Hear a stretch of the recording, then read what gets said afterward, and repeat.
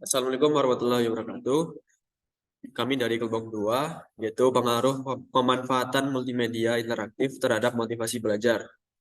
Saya sebagai moderator Muhammad Putra Armadiah, dan selanjutnya ada Fasul Rahman, Muhammad Noval, dan Nur Muhdar sebagai presenter.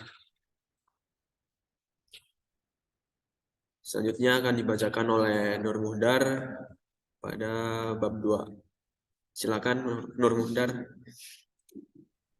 Bab 2, tinjauan pustaka. Motivasi belajar. Motivasi berasal dari bahasa lain, mover, yang berarti menggerakkan. Kata motif dapat diartikan sebagai daya upaya yang mendorong seseorang untuk melakukan sesuatu. Motif dapat dikatakan sebagai daya penggerak dari dalam.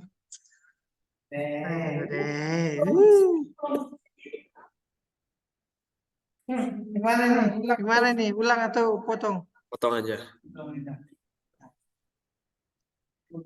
Dua, tinjauan pustaka.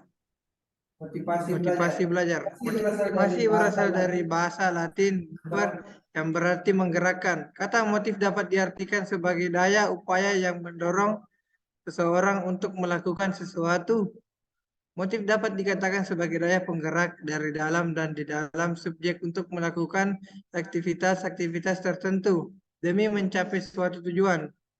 Berawal dari kata motif itu, maka motivasi dapat diartikan sebagai daya penggerak yang telah aktif. Motif menjadi aktif pada saat-saat tertentu, terutama bila kebutuhan untuk mencapai tujuan sangat dirasakan atau mendesak.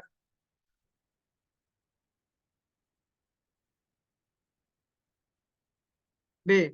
Multimedia interaktif. Multimedia interaktif adalah suatu bentuk penggunaan teknologi yang menggabungkan berbagai elemen multimedia, mengacu pada penggunaan kombinasi elemen multimedia seperti teks, gambar, suara, video, dan animasi yang diintegritaskan dengan interaksi pengguna untuk menciptakan pengalaman belajar yang lebih terlibat dan menarik. Selanjutnya akan dibacakan oleh Faslul pada poin C dan D. Silakan Faslul. Bagian C, komponen multimedia interaktif. Berikut adalah beberapa komponen penting dalam multimedia interaktif. Yang pertama itu gambar. Gambar digunakan untuk memanipulasikan konsep dan informasi secara jelas dan menarik. Gambar dapat membantu siswa memahami dan mengingat informasi dengan lebih baik.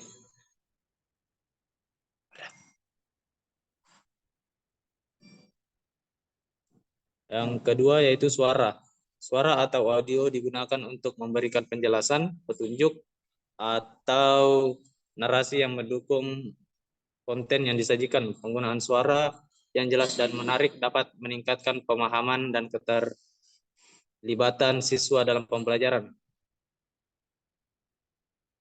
Dan yang ketiga yaitu video. Video dapat digunakan untuk menyajikan situasi nyata, demonstrasi, dan eksperimen yang sulit dipahami hanya dengan teks atau gambar. Video juga dapat membuat pembelajaran lebih menarik dan membantu siswa menghubungkan konsep dengan dunia nyata. Yang keempat yaitu animasi. Animasi adalah serangkaian gambar bergerak yang dapat digunakan untuk menggambarkan perubahan proses atau konsep yang kompleks. Animasi membantu siswa memahami dan mengingat informasi dengan cara yang lebih visual dan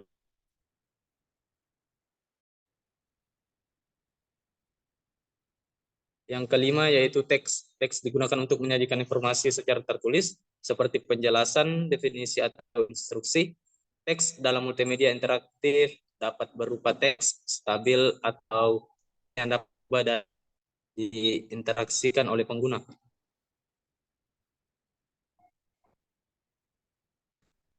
Yang keenam yaitu interaksi pengguna. Salah satu fitur kunci dalam multimedia interaktif adalah kemampuannya untuk memungkinkan interaksi langsung antara pengguna dan konten yang disajikan.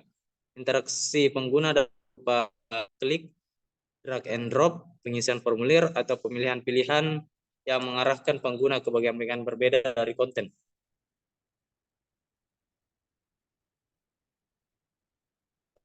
Yang selanjutnya itu bagian D, proses perencanaan multimedia interaktif. Proses perencanaan multimedia interaktif melibatkan serangkaian langkah yang penting untuk merancang dan mengembangkan multimedia interaktif yang efektif dan sesuai dengan tujuan dan kebutuhan pengguna.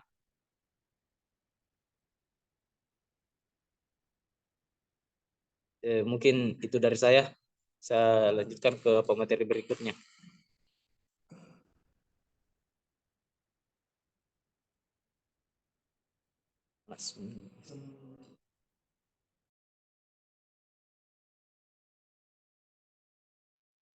Bagian E, kelebihan dan kekurangan multimedia interaktif. Yaitu satu, meningkatkan keterlibatan dan motivasi belajar. Kedua, memfasilitasi pemahaman konsep. Yang ketiga, mendukung gaya belajar yang beragam. Yang keempat, meningkatkan pemikiran kritis.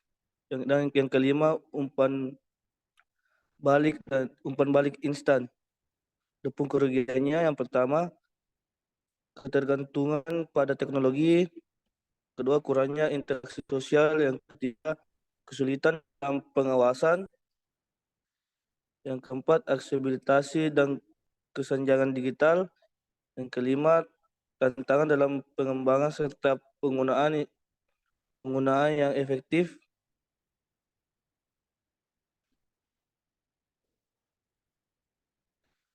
Bab 3, kesimpulan. Motivasi belajar adalah dorongan internal eksternal yang mendorong siswa untuk mengubah perilaku mereka dalam proses belajar. Motivasi ini melibatkan faktor-faktor seperti hasrat dan keinginan untuk berhasil, dorongan dan kebutuhan dalam belajar, harapan dan cita-cita masa depan, penghargaan dalam belajar, kegiatan yang menarik, dan lingkungan belajar yang kondusif. Motivasi belajar memainkan peran penting dalam keberhasilan siswa dalam belajar.